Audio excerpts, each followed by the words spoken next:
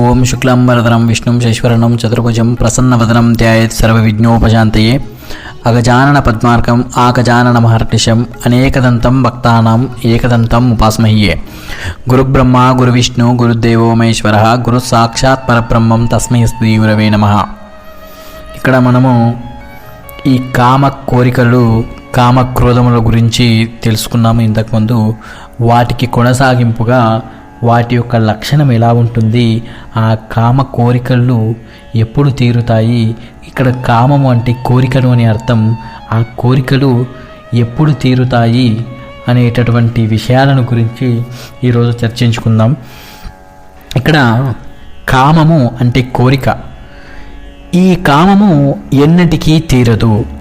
అన్ని కోరికలు తీరాయి అనేటటువంటి మాట ఎవరి నోటి నుంచి కూడా రాదు. కామాగ్ని అంటారు, అంటే కోరికలు అగ్నిలా ప్రజ్వలిస్తూ ఉంటాయి అని అర్థం. అగ్ని మాదిరి ఎప్పుడూ మండుతూ ఉంటుంది, కానీ ఆరిపోయేది కాదు. ఇది సాధకునికి బద్ధమైనటువంటి శత్రువు. ఎందుకంటే ఈ కామము సాధకునిలో ఉన్నటువంటి జ్ఞానాన్ని కప్పి ఉంచుతుంది. జ్ఞానులు సాధకుల సంగతే ఇలా ఉంటే ఇంకా మనలాంటి సాధారణమైనటువంటి మానవుల యొక్క పరిస్థితి చెప్పనక్కర్లేదు. ఇక్కడ సాధకులకు ఈ కామము నిత్యవైరి, అంటే ప్రతిరోజు గొడవ పెట్టుకుంటుంది అన్నట్టు. మామూలు శత్రువులు అయితే కొంతకాలానికి మిత్రులు అవుతారు, కానీ ఈ కామము సాధకునికి జన్మశత్రువు. అనుక్షణం జ్ఞానిని ప్రాపంచిక విషయముల వైపు లాగి అతనుని అధోగతి పాలు చేయడానికి ప్రయత్నిస్తుంటుంది. సాధకులనే కాదు, ఈ కామము పండితులను, రాజులను, చక్రవర్తులను, ఋషులను, బలవంతులను, చివరికి ఇంద్రుడిని, ఎవరినైనా సరే తన ప్రభావముతో పడగొడుతుంది. ఆధ్యాత్మికమైన సాధనతో ఎంతో సాధించిన వారిని కూడా ఈ కోరిక అనేది తన ప్రభావంతో పడగొట్టిన సందర్భాలు అనేకం ఉన్నాయి. ఈ కామము వాటి సంబంధమైనటువంటి కోరికలు పైపైన తీరినట్టు కనిపించిన లోపల మాత్రం సూక్ష్మ రూపంలో పొంది ఉంటాయి. అదును చూసుకొని దెబ్బతీస్తాయి. వివేకము చేత, ఆత్మ విచారము చేతనే ఈ కోరికను జయింపవలనే కానీ ఇతరత్ర విధానముల వలన సాధ్యం కాదు. కాస్త తెలివి ఉన్న మనిషికి వాడు పిచ్చివాడు కాకపోతే తాను ఏ పని చేయబోతున్నాడో, ఏ పనికి ఏ ఫలితం వస్తుందో బాగా తెలుస్తుంది. కొంతమంది ఆ పని వల్ల దుఃఖం వస్తుందని తెలిసి ఆ పనే చేస్తారు. ఎగ్జాంపుల్, లాటరీ తీసుకుందాము. ఛాన్స్ 1,00,000 అని అందరికీ తెలుసు, కానీ లాటరీ కొంటాము. అంటే ఒక్క ఛాన్స్ మాత్రమే 1,00,000 అని అందరికీ తెలుసు, కానీ అందరూ లాటరీ కొంటారు. రాకపోతే దుఃఖం కలుగుతుంది. ఆ దుఃఖము కోపంగా పరిణమించి దానిని ఇంట్లో వాళ్ళ మీద చూపిస్తాము. ప్రాపంచిక వస్తువులు కావాలి అని కోరుకుంటున్నప్పుడు ఆ కోరికలు చాలా మంచివిగా, అద్భుతంగా కనిపెడతాయి. తీరా అవి తీరకపోయేసరికి, వ్యతిరేక ఫలితాలు వచ్చేసరికి కోపం ముంచుకొస్తుంది. తనను అందరూ మోసం చేశారు అని ఏడుస్తారు. ఈ కోరికలు కొంప ముంచాయి అని బాధపడతారు. ఈ తెలివి ముందే ఉంటే ఈ దుఃఖము ఉండదు కదా. కాబట్టి ప్రతి తెలివి కలవాడు తెలుసుకోవలసినది ఏమిటంటే, కామము అంటే పనికి మాలినటువంటి కోరికలు. మనకు ప్రబల శత్రువులు, దానిని దూరంగా ఉంచాలి. వాటి యొక్క జోలికి పోకూడదు. ఒకవేళ పోయినా చాలా జాగ్రత్తగా ఉండాలి అని తెలుసుకోవాలి. ఎందుకంటే కోరికలకు అంతు లేదు, కోరికలకు అదుపు లేదు. అగ్నిలో ఆజ్యం పోసినట్టు కోరికలు తీరే కొద్దీ పెరుగుతూనే ఉంటాయి, వాటికి అంతం లేదు. కాబట్టి ఈ యొక్క వచ్చేటటువంటి కోరికలను మనము ప్రారంభంలోనే తుంచివేయాలి. మనకు ఒక శత్రువు ఉన్నాడు, వాడు ఎంత బలవంతుడో, వాడి దగ్గర ఏ ఆయుధాలు ఉన్నాయో, వాడి వెనక ఎంతమంది బలగం ఉన్నారో తెలిస్తేనే కదా వాడితో మనం పోరాడగలిగేది. అలాగే ఈ కామం మనకు నిత్య శత్రువు. ఈ శత్రువు రోజూ ఉంటాడు, రేపుండడు, నిన్న లేడు అనేది లేదు. ఈ ప్రచండమైనటువంటి అగ్ని లాంటిది ఈ కామము. ఎన్ని ఆహుతులు వేసినా తనివి తీరదు. అది రోజు రోజుకి ప్రజ్వరిల్లుతూనే ఉంటుంది. ఇప్పుడు మనం యోగపరంగా విచారిస్తే నిత్యవైరిణ అంటే ఈ కామము జీవుని జన్మ జన్మలను వెంటాడి వేధిస్తుంది. చివరకు ముక్తి కలిగేంత వరకు దీని బాధ తప్పదు. అందుకే దీనిని, ఈ కోరికలను నిత్య శత్రువులు అంటారు. రాజకీయాల్లో నిత్య శత్రువులు కానీ శాశ్వత మిత్రులు కానీ ఉండరని చాలామంది అంటుంటారు. మనం ఇతరులతో ఉన్నటువంటి శత్రుత్వం కూడా కొద్ది కాలానికి మాసిపోతుంది. కానీ ఈ కోరికలు అనేటటువంటి శత్రుత్వము జన్మ జన్మలకు మాసిపోదు, దినదిన ప్రవర్తమానమవుతూ ఉంటుంది. ప్రతి క్షణం కూడా జీవుని పడగొట్టడానికి తన యొక్క వంతు ప్రయత్నం చేస్తూనే ఉంటుంది. ఈ కోరికలు సామాన్య మానవులనే కాదు, ఋషులను, పండితులను, జ్ఞానులను, రాజాయులను, యువతులను, స్వామీజీలను, ఇలా ఎవరినైనా పడగొట్టేసినటువంటి శక్తి కలిగి ఉన్నటువంటి ఒకే ఒకటి ఈ కోరిక. ఆధ్యాత్మికత సాధన చేస్తూ కాస్త అదమరిస్తే చాలు, ఈ కోరిక ఆ వాడిని అమాంతం కబలిస్తుంది. ఎగ్జాంపుల్, భరతుని కథ మీకు తెలిసే ఉంటుంది. కొంతమంది అంటుంటారు, మేము కోరికలను జయించాము, మాకు ఏ కోరికలు లేవు, మేము సత్సంగులము అని అంటుంటారు. నిజమే, కానీ ఏదో ఒక బలహీన క్షణంలో వారిని ఈ కామం పడగొట్టేస్తుంది, పతనం చేస్తుంది. కాబట్టి ఈ కామము, క్రోధము అనేటటువంటి శత్రువుల గురించి మనం చాలా జాగ్రత్తగా ఉండడం చాలా అవసరం. వివేకము, వైరాగ్యము అనే ఆయుధముతో ఈ కామము అనే శత్రువును సమూలంగా నాశనము చేసిన వాడే నిజమైనటువంటి మానవుడు. ఆ నిజమైనటువంటి మానవుడు ఎవరైతే ఉన్నారో అతనే ముక్తిని చేరుకోవడానికి అర్హుడు. ఈ కామానికి తృప్తి లేదు అనేటటువంటి విషయాన్ని మనకు తెలియజేయడానికి ఒక 2 ఉదాహరణలు తీసుకుందాం. సముద్రం ఉంది. ఎగ్జాంపుల్, సముద్రంలో మీరు ఎన్ని బిందెలతో నీళ్లు తెచ్చిపోసినా చాలు, ఇంకా నిండింది అని మాత్రం అనదు. అలాగే అగ్నిలో ఎంత నెయ్యి పోసినా, ఎన్ని సమిదలు వేసినా ఇంకా చాలు అనదు. వేసినవి అన్నీ స్వాహా చేస్తుంది, ఇంకా కావాలి అని బగబగబగ మండుతుంది. తృప్తి అనే పదానికి అర్థం తెలియనిది ఏదైనా ఉంది ఈ సృష్టిలో అంటే అది ఒక కోరిక మాత్రమే. తృప్తి అనే పదానికి అర్థం లేదు. ఈ కోరికకు తృప్తి ఎప్పుడూ ఉండదు. అగ్నిలో ఆవుతులేస్తే ఏ విధంగా బగబగమని ప్రజ్వరిల్లుతాయో అలాగే ఈ కోరికలు కూడా ఎప్పుడూ ప్రజ్వరిల్లుతూ ఉంటాయి. కొంతమంది అంటారు, కామములు అన్నీ అనుభవిస్తుంటే ఈ కామములు కొన్నాళ్లకు అయిపోతాయి కదా, అంటే వచ్చిన ప్రతి కోరికను తీర్చుకుంటూ పోతే చివరికి ఏ కోరికలు ఉండవు కదా అని వాళ్ళ అర్థం. అది చాలా తప్పు.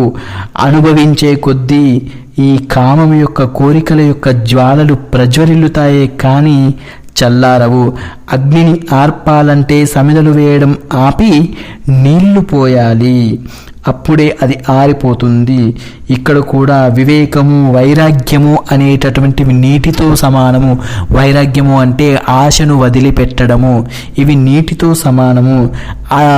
ఈ వైరాగ్యము అనే దానిని కోరికలపైన రుద్దాలి, అప్పుడు మాత్రమే ఈ కోరికలు నశిస్తాయి.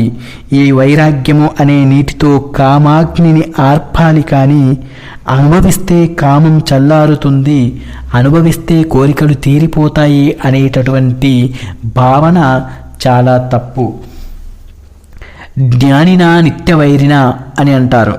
అంటే జ్ఞానులకు, మోక్ష మార్గములో ఉండేవారికి అది ప్రబల శత్రువు. ఈ యొక్క కోరిక నిరంతర శత్రువు ఇది. అందుకే జ్ఞానులకు శత్రువు అని పరమాత్మ వాడాడు. అటువంటి జ్ఞానులనే బుట్టలో వేసుకున్నటువంటి ఈ కామము సామాన్య మానవులను బుట్టలో వేయదా?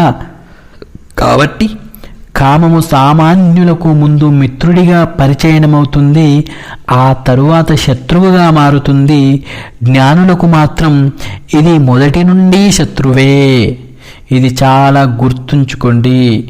జ్ఞానులకు ఈ కోరిక మొదటి నుండి శత్రువు అయితే, సామాన్యులకు ఈ కోరిక మొదట మిత్రునిగా పరిచయమై తర్వాత శత్రునిగా కాటేస్తుంది. పాము ఇంట్లో దూరింది, అది ఎక్కడ ఉండేది తెలిస్తేనే కదా దానిని కొట్టడానికి మనం ప్రయత్నిస్తాము. ఈ కామము అనేటటువంటిది ఎక్కడ ఉండేది తెలిస్తేనే దాన్ని మనం నిర్మూలించవచ్చు. కామం ఎక్కడెక్కడ ఉండేది, ఆ శత్రువు ఉండే స్థావరాలు ఏమిటో మనం తెలుసుకుందాం. అంటే ఈ కామము అంటే ఈ కోరిక అంటే చూసినది, విన్నది, తాకినది, రుచి చూసిన ప్రతిదీ కావాలి అనేటటువంటి తత్వాన్ని మనం కోరిక అంటాం. మానవుని దేహములో ఉన్న ఇంద్రియాలు, మనస్సు, బుద్ధిని ఆశ్రయించుకొని ఉంటుంది ఈ కోరిక. మానవునిలో ఉన్న ఈ బుద్ధి, ఇంద్రియాలు తనలో చెలరేగినటువంటి ఈ కోరికలన్నింటినీ తీర్చడానికి శతవిధ ప్రయత్నం చేస్తుంటాయి. అప్పుడు లోపల ఉన్నటువంటి ఆత్మ జ్ఞానం కప్పబడిపోతుంది. అప్పుడు మానవుడు తీవ్రమైనటువంటి మోహంలో పడిపోతాడు. ఎందుకంటే అతని ఆత్మ జ్ఞానం అనేది కప్పబడి ఉంది కాబట్టి ఈ కోరికలు తన పని తాను చేసుకుంటూ పోతుంటాయి. ఇక్కడ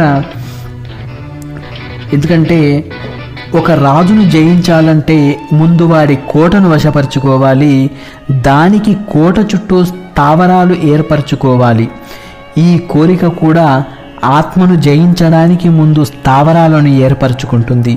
ఆ స్థావరాలు ఏమిటి అంటే ఇంద్రియాలు, మనస్సు, బుద్ధి. వీటన్నింటికి లీడర్ ఏంటంటే అహంకారము, నేను అనేటటువంటి భావన. కోరిక ఎల్లప్పుడూ వీటిని ఆశ్రయించుకొని ఉంటుంది. ఈ కోరిక ముందు ఇంద్రియములను ఉసిగొలుపుతుంది.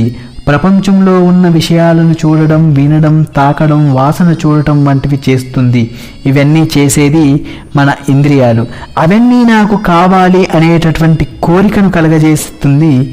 లోపల ఉన్నటువంటి మనస్సు ఈ విషయాలను అవి కావాలి అనేటటువంటి కోరికలన్నింటినీ రికార్డ్ చేస్తుంది. అలా చేస్తూనే ఉంటుంది. మనం తీరికగా కూర్చున్నప్పుడు ఆ రికార్డుని అది ప్లే చేస్తుంది. ఈ ఇంద్రియాలను వశపరుచుకునేది కోరిక. ఈ కోరిక మనస్సు అనేది ఈ కోరికలను రికార్డ్ చేస్తుంది. మనం ఎప్పుడైతే సైలెంట్గా కూర్చుంటామో అప్పుడు ఈ రికార్డ్ అనేది ప్లే అవుతుంది.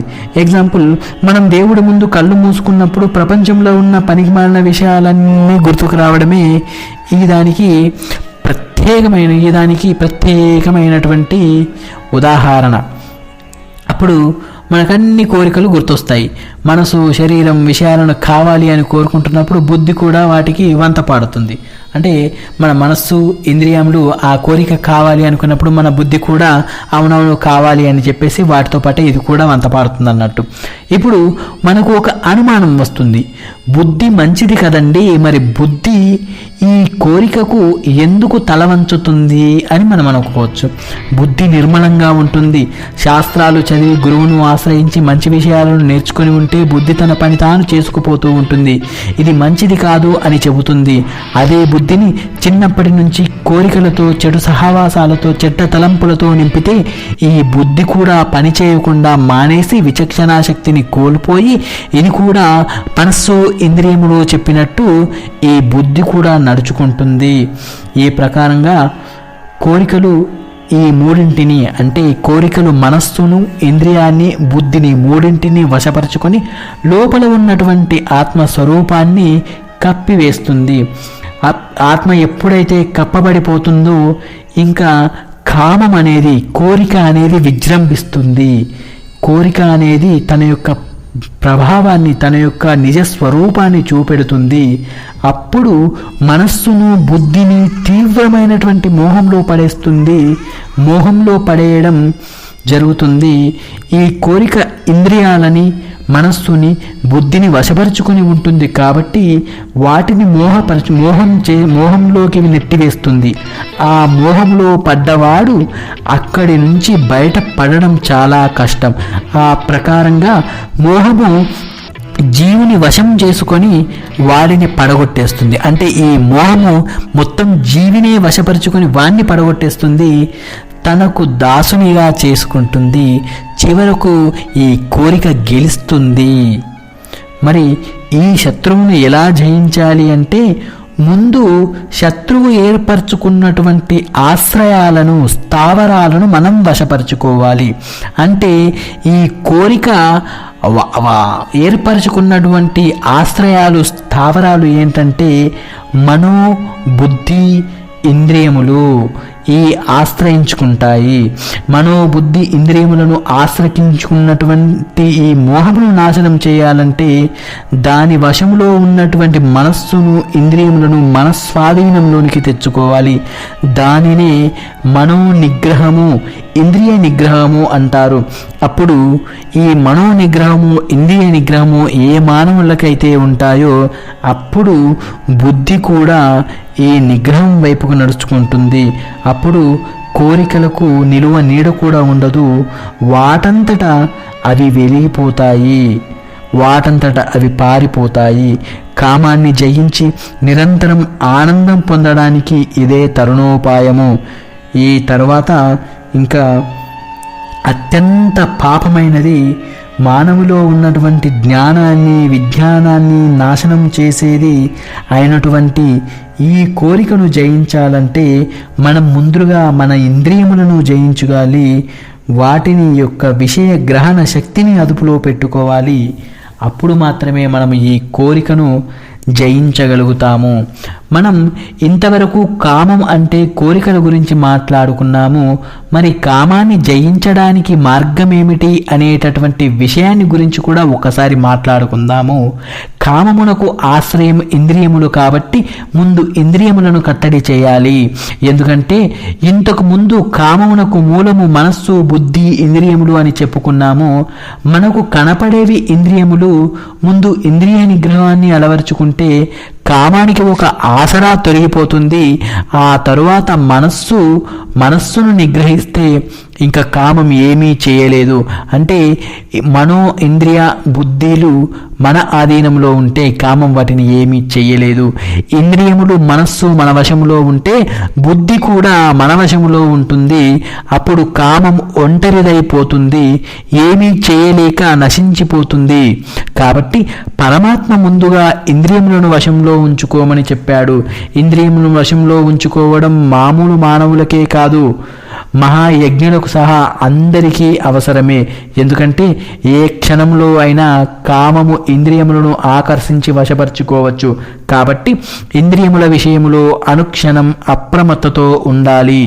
ఇంద్రియములను అభ్యాసనం చేత, వైరాగ్యము చేత మనం చేయబోయే పని మంచిదా కాదా అనేటటువంటి విచారణ చేత ఇంద్రియములను కట్టడి చేయవచ్చును. మనము ఇక్కడ కామం అనేదాన్ని పాపానికి కారణమని చెప్పుకున్నాము. మానవులను పాపకోపంలో పడవేస్తుంది అని ఆ యొక్క పరమాత్మ యొక్క భావన. అందుకే మనలను హెచ్చరిస్తున్నారు. ఇటీవలి కాలంలో కామానికి బానిస అయిన వాళ్ళు ఎన్నెన్ని ఘోరాలు చేస్తున్నారో మనం చూస్తూనే ఉన్నాము. కామము మనిషిలోని జ్ఞానాన్ని నాశనం చేస్తుంది, పతితుడిని చేస్తుంది. ఎంతోమంది పండితులు, జ్ఞానులు, అనుభవజ్ఞులు కూడా ఈ కామం బారిన పడిపోతున్నారు. కాబట్టి ఈ కామాన్ని అరికట్టడం ప్రతి వాడి యొక్క కర్తవ్యం. దానికి వివేకము, వైరాగ్యము ముఖ్యమైనటువంటి ఆయుధములు అని ముందే చెప్పుకున్నాము. వైరాగ్యము అంటే వదిలిపెట్టే గుణము. కాబట్టి అర్జున, నువ్వు కూడా వీళ్ళందరి మాదిరి కామానికి లోను కాకుండా, దాని మోహంలో పడుకోకుండా నీ యొక్క నిశ్చలమైనటువంటి బుద్ధితో యుద్ధం చేయు అని ఆ యొక్క పరమాత్మ ఆ రణరంగములో, ఆ కురుక్షేత్రంలో ప్రాణాలను కింద పడవేసి కూర్చున్నటువంటి అర్జునుడికి హితోపదేశ చేస్తున్నాడు. ఈ కామానికి 3 ఆశ్రయాలు అంటే 3 స్థావరాలు అని చెప్పుకున్నాం కదా. ముందు ఆ స్థావరాలను నాశనం చేయాలి. మొట్టమొదటి స్థావరము శరీరము, అంటే ఇంద్రియములు. ఇంద్రియములు అంటే వాటి శక్తులు, చూసే శక్తి. ఇంద్రియము అంటే శక్తి, చూసే శక్తి, తాకే శక్తి, వినే శక్తి, రుచి చూసే శక్తి. ఇవే మన కొంప ముంచేవి. స్త్రీలోలత్వం, స్త్రీముఖం, చూసే శక్తి, తాకే శక్తి వలననే కలుగుతుంది. శరీరాన్ని నిగ్రహించడం అంటే ఇంద్రియ నిగ్రహాన్ని పాటించడం. ఆ తరువాత ఇంద్రియముల ద్వారా లోపలకు వెళ్ళి మనస్సు రికార్డు చేసినటువంటి విషయాలను తొలగించడం, అటువంటి విషయాలను లోపలకు వెళ్లకుండా నిరోధించడం, దానిని మనోనిగ్రహం అంటారు. ఈ రెండు నిగ్రహించగలిగితే బుద్ధి దానంతట అదే నిగ్రహించబడుతుంది. ఇవన్నీ ఎందుకు నిగ్రహించాలి అని మనం అనుకుంటే అవి కావానికి స్థావరాలు కాబట్టి ముందుగా మనం వాటిని నిగ్రహించాలి. ఈ కామము మనలో ఉన్న జ్ఞానాన్ని, విజ్ఞానాన్ని నాశనం చేస్తుంది కాబట్టి ఈ కామాన్ని నిరోధించే ప్రక్రియలో దాని యొక్క స్థావరాలను కూడా మనం నాశనం చేయాలి. ఇది మొట్టమొదటగా మనం చేసేటటువంటి పని. ఇంకా ఇంద్రియములు గొప్పవి అని అనుకున్నాము కదా, ఇంద్రియములు చాలా గొప్పవి అని అనుకున్నాము. ఇంద్రియముల కన్నా గొప్పది ఏదైనా ఉంది అంటే అది మనస్సు ఇంకా గొప్పది. మనస్సు కంటే బుద్ధి గొప్పది. ఇంద్రియముల కంటే మనస్సు కంటే బుద్ధి చాలా గొప్పది. ఇప్పుడు వాటి యొక్క భేదాలను మనం తెలుసుకుందాం. ఇంద్రియముల కన్నా మనస్సు గొప్పది, మనస్సు కన్నా బుద్ధి గొప్పది, బుద్ధి కన్నా ఆత్మ గొప్పది. బుద్ధి కంటే గొప్పది ఏదైనా ఉందా అంటే అది ఆత్మ ఇంకా గొప్పది. అంటే ఇంద్రియాలను నిగ్రహించడం అందరి తరము అవుతుంది. మరి ఇంద్రియాలను దేనితో నిగ్రహించాలి? దానికన్నా పవర్ ఉన్న దానితో నిగ్రహించాలి. అంటే దానికంటే ఎక్కువ ఏ దానికైతే పవర్ ఉంటుందో దానితో ఇంద్రియాలను నిగ్రహించాలి. ఒక అధికారి మాట వినకపోతే ఎమ్మెల్యే చేత చెప్పిస్తాము. అక్కడ పని కాకపోతే మంత్రి, అతని వల్ల కాకపోతే ముఖ్యమంత్రి. అలాగే ఇంద్రియములను కట్టడి చేయాలంటే దానికన్నా గొప్పదైనటువంటి మనస్సుతో కట్టడి చేయాలి. ఇంద్రియాలను కట్టడి చేయాలంటే దానికంటే గొప్పది మనస్సు అని తెలుసుకున్నాం కదా. మనస్సుతో ఇంద్రియాలను కట్టడి చేయాలి. మరి ఇంద్రియములకు మనస్సు కట్టడి చేయాలంటే దాంట్లో బుద్ధి జోక్యం చేసుకోవాలి. అందుకే దేహము రథము, మనస్సు గుర్రాలు, బుద్ధి సారథి అన్నారు. సారథి గుర్రాలను తన ద్వారా రథాన్ని సక్రమమైన మార్గంలో నడపగలడు. ఈ మూడు కూడా మాటకు వినకపోతే ఆత్మజ్ఞానమే ముఖ్యం. ఆత్మజ్ఞానం కలిగితే ఈ మూడు మాట వింటాయి. కాబట్టి మనస్సును బుద్ధిని ఆత్మయందు నిలిపితే ఇంద్రియాలు చచ్చినట్టు మాట వింటాయి. కాబట్టి మనస్సును బుద్ధిని ఆత్మయందు నిలిపి మనం ఉంచుకోవాలి ఎప్పుడు. అదే మనకు శాశ్వత సుఖాన్ని ఇస్తుంది. కాబట్టి ఇంద్రియములను, మనస్సును, బుద్ధిని నిగ్రహిస్తే ఈ కోరికలు వాటంతట అవే చచ్చిపోతాయి. ఇక్కడ ఒకదానికంటే మరొకటి గొప్పది అని మనం అనుకున్నాం కదా. ఇక్కడ ఒక గీత ఉంది. దానిని పెద్దది చేయాలంటే దాని పక్కన మరొక చిన్న గీత గీస్తే చాలు. అంటే ఒకదాన్ని పెద్దగా చేయాలంటే ఒక గీత ఉంది, దాన్ని పెద్దగా చేయాలంటే దాని పక్కన ఒక చిన్న గీస్తే సరిపోతుంది. ముందు గీత పెద్దదిగా కనిపిస్తుంది, అలాగే ముందు గీత పక్కన ఇంకొక పెద్ద గీత గీస్తే ఆ ముందు ఉన్నటువంటి గీత చిన్న గీత అయిపోతుంది. కాబట్టి ప్రతిదానికి చిన్న పెద్ద అనేటటువంటి తారతమ్యాలు ఉంటాయి. మామూలుగా స్థూల ప్రపంచంలో చిన్నదానికంటే పెద్దది శక్తివంతంగా కనిపిస్తుంది. కానీ సూక్ష్మ వస్తువుల విషయంలో స్థూల వస్తువు కంటే సూక్ష్మ వస్తువు కూడా చాలా పవర్ఫుల్గా కనబడుతుంది. కనబడే ఫ్యాన్ కంటే కనబడని కరెంటు చాలా పవర్ఫుల్. కనబడని కరెంటు పోతే కనబడే ఫ్యాన్ తిరగదు. దీనిని మనం ఈ సృష్టికి అన్వయించుకుంటే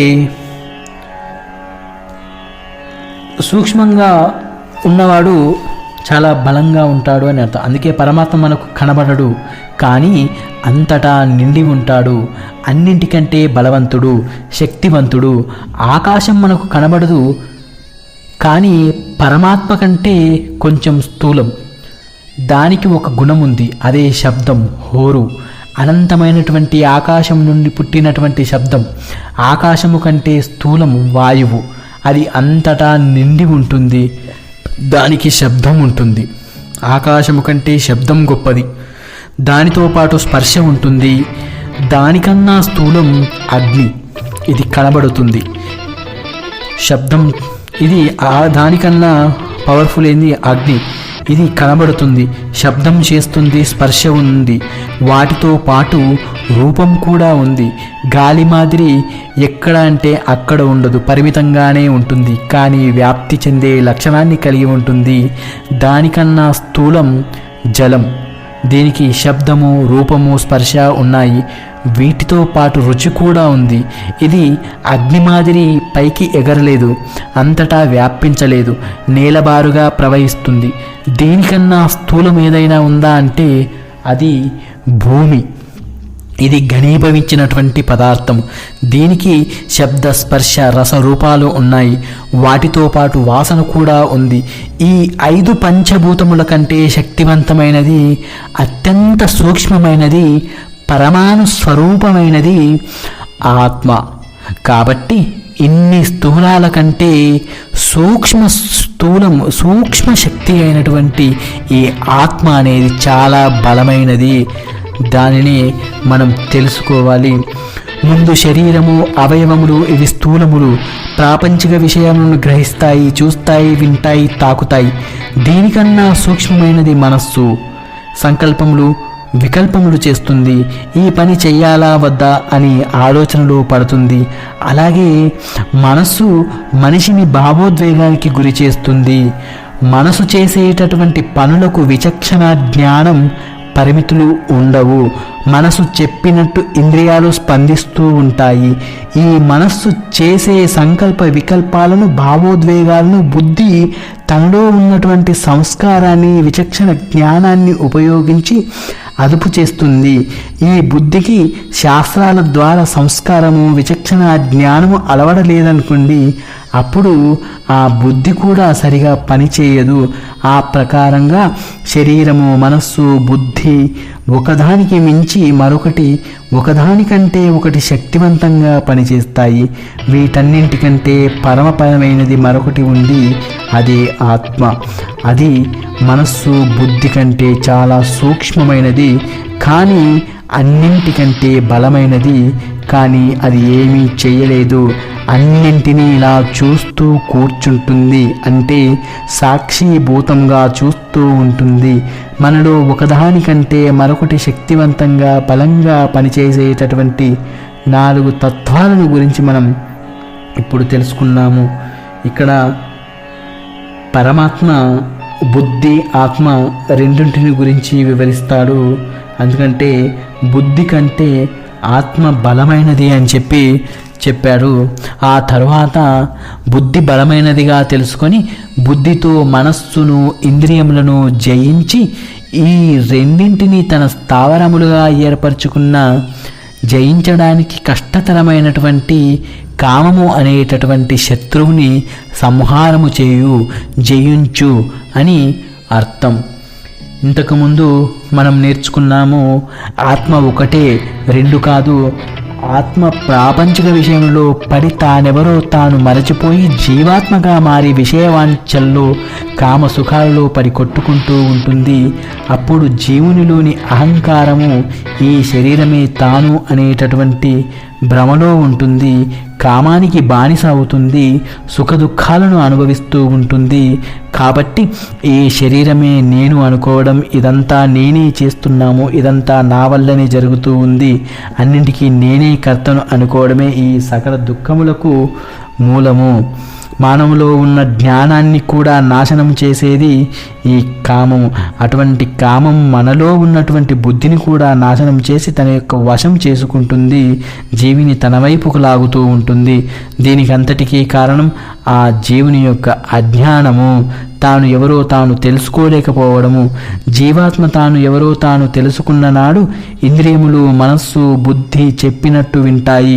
అలా కాకపోతే అవిద్య, అజ్ఞానము వలన జీవుడు ప్రాపంచిక విషయములలో మునిగి తేలుతుంటాడు. దానితో విడదీయరానటువంటి బంధాన్ని ఏర్పరచుకుంటాడు. ఒక పట్టాన ఆ బంధాలు విడవవు. ఎప్పుడైతే జీవాత్మ ప్రాపంచిక బంధనాలను వదిలించుకుని పరమాత్మ వైపు చూస్తాడో, తన యొక్క స్వరూపమైనటువంటి ఆత్మస్వరూపాన్ని పొందుతాడు. అప్పుడు ఇంద్రియములు, మనస్సు అతన్ని ఏమీ చేయలేవు. నిజానికి దేహమునకు, ఇంద్రియములకు, మనస్సుకు, బుద్ధికి చైతన్యాన్ని కలిగించేది ఈ ఆత్మస్వరూపం మాత్రమే. ఈ ఆత్మ నుండి మనస్సు, బుద్ధి, శరీరము చైతన్య శక్తిని గ్రహిస్తాయి. ఆత్మ నుండి చైతన్య శక్తిని గ్రహిస్తున్నటువంటి ఈ మూడు విజృంభించి ఆత్మని శాసించే స్థాయికి చేరుకుంటాయి. దీనికంతా కారణం మనలో ఉన్నటువంటి అజ్ఞానము.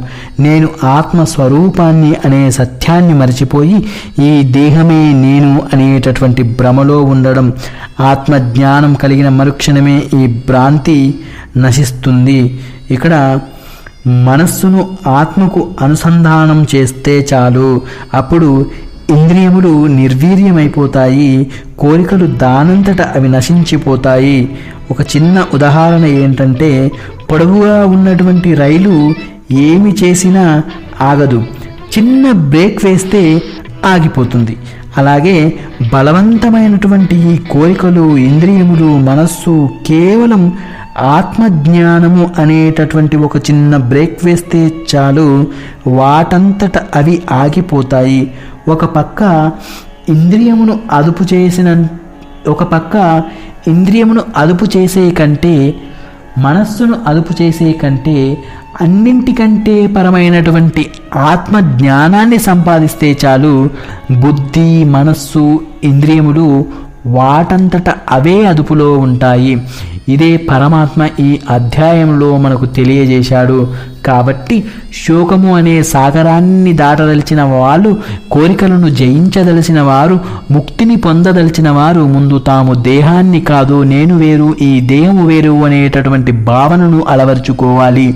ఇదే నిష్కామ కర్మ వలననే సాధ్యమవుతుంది. నిష్కామ కర్మ వలన చిత్తశుద్ధి కలుగుతుంది, ఆత్మజ్ఞానం అలవరుతుంది. అప్పుడు ఆత్మను మనస్సులో లీనం చేయవచ్చు. అప్పుడు ఆ కోరికలు మనల్ని ఏమీ చేయలేవు. ఇక్కడ దీంతో కర్మయోగం అనేది ముగిసింది. సూక్ష్మంగా చెప్పుకోవాలంటే ప్రతి మానవుడు తను ఈ దేహము కాదు, ఆత్మస్వరూపమని తెలుసుకోవాలి. మనస్సును బయటకు పోకుండా ఆపి వెనక్కు తిప్పి ఆత్మలో స్థిరంగా నిలపాలి. అప్పుడు బుద్ధి కూడా మనస్సును అనుసరిస్తుంది. మనస్సు బుద్ధి సహాయం చేయకపోతే ఇంద్రియములు వాటంతట అవి సక్రమ మార్గంలోకి వస్తాయి. అప్పుడు కోరికలు నిర్వీర్యమవుతాయి. కాబట్టి ప్రతి మానవుడు నేను ఈ శరీరము కాదు, నేను ఈ మనస్సును కాదు, నేను ఆత్మస్వరూపుడును అనేటటువంటి జ్ఞానాన్ని కలిగి ఉండాలి. మనస్సు, ఇంద్రియములు చేసే పనులను చూస్తూ ఉండాలి, కానీ వాటిలో లీనం కాకూడదు. ఇదే ఆత్మ జ్ఞానానికి, మోక్షానికి దారి. ఈ సందేహములో ఈ పరమాత్మ కర్మయోగాన్ని పూర్తి చేశాడు. ఇక మనము కర్మయోగంలో గురించి తెలుసుకున్నాము. తర్వాత నెక్స్ట్ ఇంకొక అధ్యాయంలోకి వెళ్దాము. అంతవరకు సెలవు. నమస్కారం.